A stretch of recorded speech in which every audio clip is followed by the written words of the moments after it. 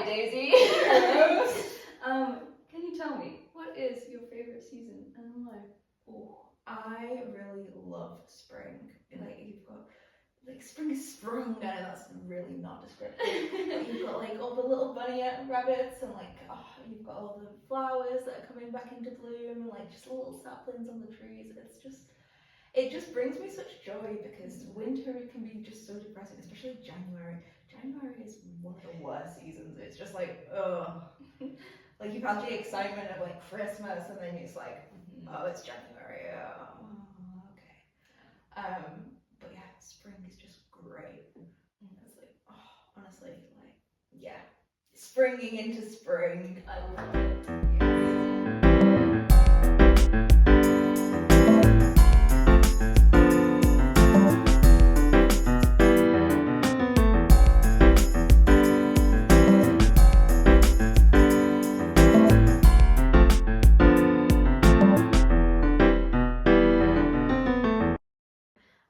So, welcome to the podcast, everybody.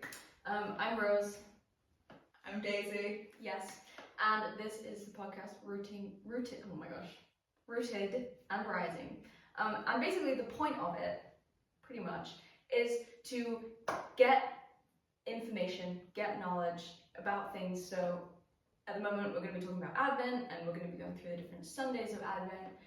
So that's kind of our routing, and then to create challenges for you guys, and that we also ourselves will be taking part in as well, so that we can find areas of growth in our life. So we root ourselves, and then we grow, we rise. So that is Rooted and Rising. Welcome. As I mentioned before, we're going to be talking about Advent, because Advent actually starts this Sunday. Super exciting. So exciting. Yes, I can't wait.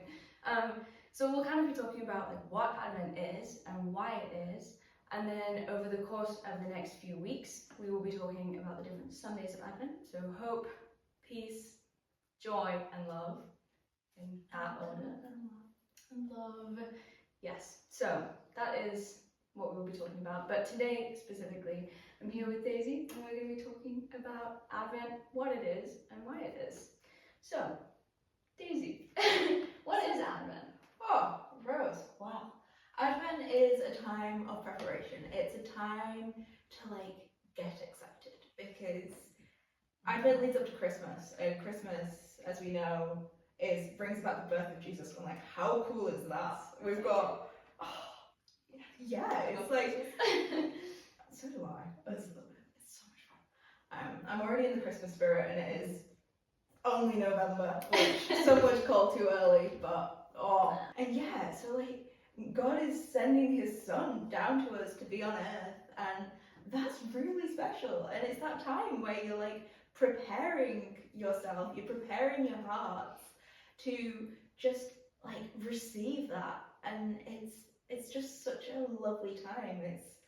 You've got that time where you're bonding and you're like making that effort, you're preparing yourself. So, okay, you mentioned time of preparation, right? Yes. So it's a time that we prepare for the coming of Christ, which is such an exciting time. What are some ways that we can prepare, do you think? Like, what's your take on that? Well, obviously there's the physical things we can do, and then there's the spiritual things we can do. Obviously your physical things, you're putting that Christmas tree up. You're probably giving it the living room a bit of a hoover before you do it, because maybe some furniture's been moved, but you're cleaning up, you're putting that out, maybe you're putting the Advent wreath up, you're getting your Advent calendars, and it's all very much preparation. You're cleaning, you're getting yourself nice and tidy and ready, because maybe you've got guests coming, maybe you've got like extra family, and like you're preparing like a feast as well, because you've got the Christmas dinner, and one of the most important parts of it's definitely one of my highlights. Yeah. Pigs and blankets, so sign me up. But you're doing all that, but at the same time you're doing the same things internally. You're preparing yourself, you're examining your conscience, maybe you're going to confession, and like just cleansing yourself to prepare to like let Jesus into your hearts, into your homes. you're also like, you're giving yourself that time, you're counting down to it. You've got the advent calendars. No, that's chocolate. You've got the advent wreaths that you see in church. Maybe a core memory for me is like being asked to light them and like, oh. But you're doing these things, and I think we're going to talk about a couple of other ways that you can like enter yourself into it and just like immerse yourself into the Christmas story. Maybe that's reading more around it. Maybe it's doing some Lectio Divina. Just allotting that time to just spend with Jesus, just to kind of remind ourselves of what happened.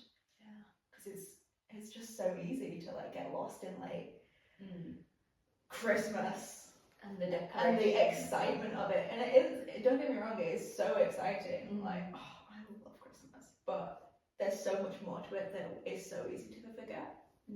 Yeah, I love how you mentioned that there are like two different ways that we can prepare. There's like the physical way, and then there's the spiritual way.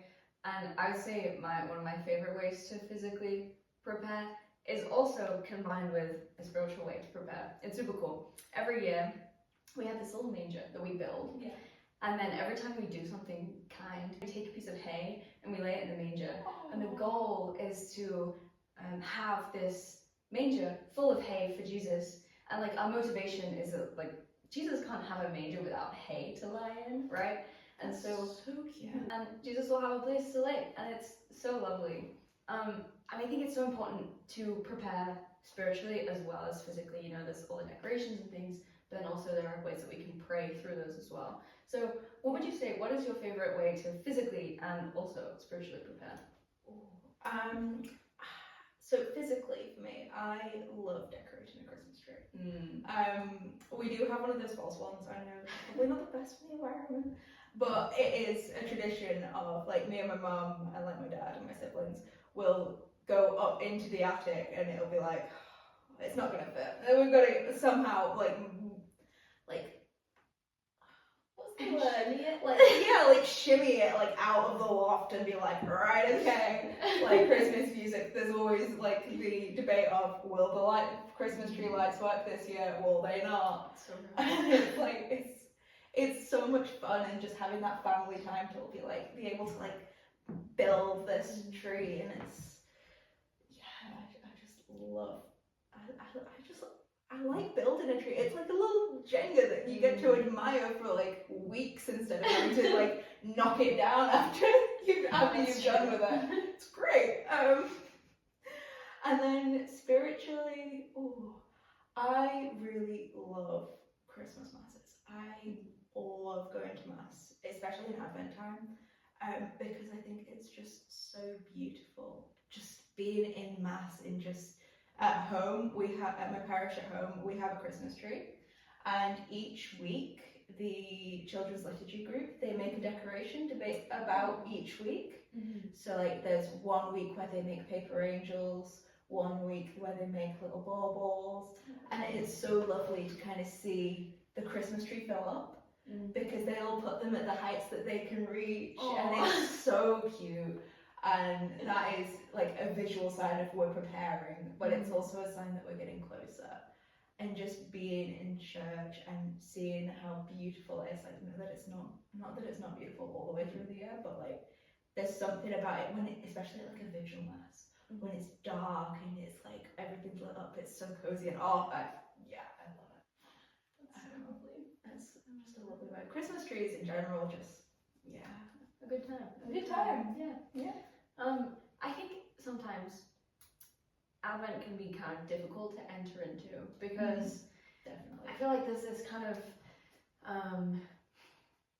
expectation. Like I grew up Catholic, and you did as well, right? Yeah. So I think there's this kind of expectation of like, oh, you grew up in a Catholic household, so you should know what Advent means, and it's kind of just like this unspoken, like, you know that, obviously, but actually quite a lot of the time we're never actually told like what it is or why it's important, and that's kind of why we're talking about it today, right? Of like, you may be sitting there thinking, okay, well, this is like super basic information, super basic knowledge.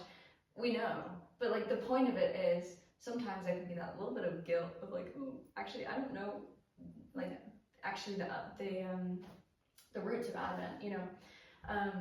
So that being said, sometimes Advent can be a bit difficult for some people. I know I've experienced it. Maybe you have as well. Maybe you have as well. So could you tell us a little bit about your experience with Advent? So I think Advent is so easy to ignore because you get like, I think there was Christmas stuff in the shops in like August. I was like, honestly, what is going on? But it's so easy to get like wrapped up in like the commercial element of like, oh, I've got to have. I think in the home bargains they had little gonks that were really cute, but I was like, it's August. It's not even been my birthday yet. Like, come on. My birthday's in summer. I was like, what? But I think it's so easy to get wrapped up in it, and like the reason that you do things for Christmas is tradition. And you say, when people ask you why you do things, it's so easy to just be like, oh, because I've always done it this way. Rather than actually thinking about the why. It's like, why do we put a wreath up? What does that mean? Why do we like have an advent calendar? Why are we counting down? Obviously, like, oh yeah, Jesus is born, like that's the thing. But it's like, no, it's checking yourself in a way. It's like, no, Jesus was born. Like, that's a massive thing. Like, God sent his only son down to us, and like, that's massive. And it shouldn't be diminished and like overshadowed by like, oh, I'm gonna like get loads of chocolate this week. Oh, like the chocolate is good, but it's not as good as Jesus. Yeah, I think when I was younger, I was at school, and something that I really loved was the fact that we used to have a carol service, and whilst that carol service preparation, it started in like October, and it was like, whoa, this is early for Christmas. It was great. It was a great time. Like, we were singing some of the absolute bangers. Personal favourites include God Rest You Merry Gentlemen. I didn't really enjoy O Come You Faithful, but it's in my head, so we'll go with O Come You Faithful. And like Little Town of Bethlehem, just absolute bangers, and you just be singing them, and you'd be like, yeah, this is nice. And then like at the end of like the school year, just before you went, we performed it in like church, and it was beautiful. And I think even though I didn't really realize it then, that really helped me like prepare for like Christmas, because you're not just exclusively listening to you Wham! Last Christmas. You're like Mariah Carey. You're having like, obviously those are absolute bangers.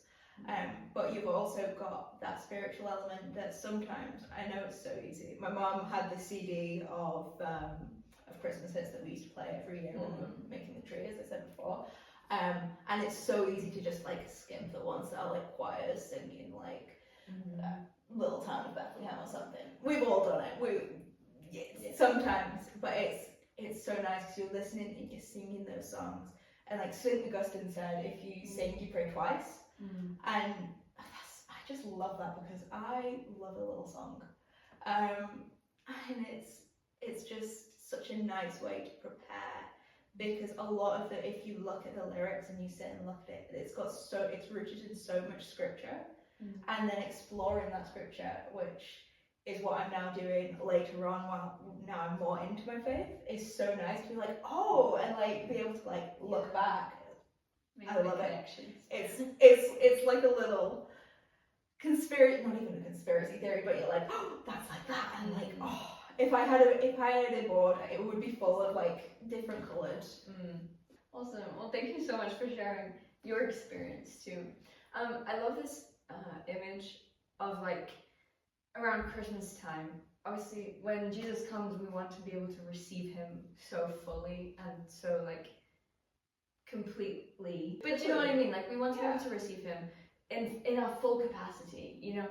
And so a great way, I think, also to prepare, which you kind of mentioned as well, is making those small sacrifices. And in a way, it's like emptying ourselves in order to make more room for Him. So there are lots of different ways that we can do that. We can do that through our prayer, but also through like kind acts towards other people, through almsgiving, that kind of thing.